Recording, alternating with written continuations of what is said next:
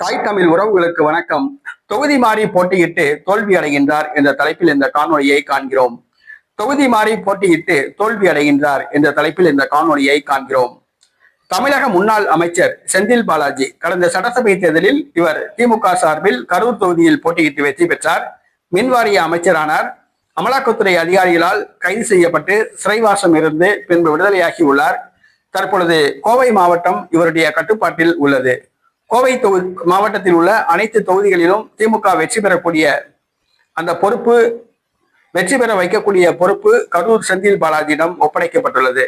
தற்பொழுது செந்தில் பாலாஜி தான் போட்டியிட்ட கரூர் தொகுதியிலிருந்து கோவை தெற்கு தொகுதிக்கு மாறியுள்ளார். கோவை தெற்கு தொகுதியில் செந்தில் பாலாஜி போட்டியிடுகிறார். அங்கு கவுண்டர் சமூகத்தினர் அதிகம் உள்ளனர், வெற்றி பெறலாம் என கனவு காண்கிறார். ஆனால் அங்கு நாம் தமிழர் கட்சி வேட்பாளர் பேரறிவாளன் செந்தில் பாலாஜியின் ஊழல்களை அம்பலப்படுத்தி வருகிறார். நாம் தமிழர் கட்சி தொண்டர்கள் செல்லும் இடங்களில் எல்லாம் செந்தில் பாலாஜியின் குற்றங்களை, ஊழல்களை அம்பலப்படுத்தி வருகின்றனர். இது செந்தில் பாலாஜிக்கு மிகப்பெரிய தலைவலியை கொடுத்துள்ளது. வருகிற சட்டசபை தேர்தலில் கோவை தெற்கு தொகுதியில் வெற்றி பெறலாம் என்ற கனவில் களமிறங்கிய செந்தில் பாலாஜிக்கு ஒரு பின்னடைவு ஏற்பட்டுள்ளது. தொகுதி மாறி போட்டியிடும் செந்தில் பாலாஜி கோவை தெற்கு தொகுதியில் தோல்வி அடைவார் என கள நிலவரங்கள் தெரிவிக்கின்றன.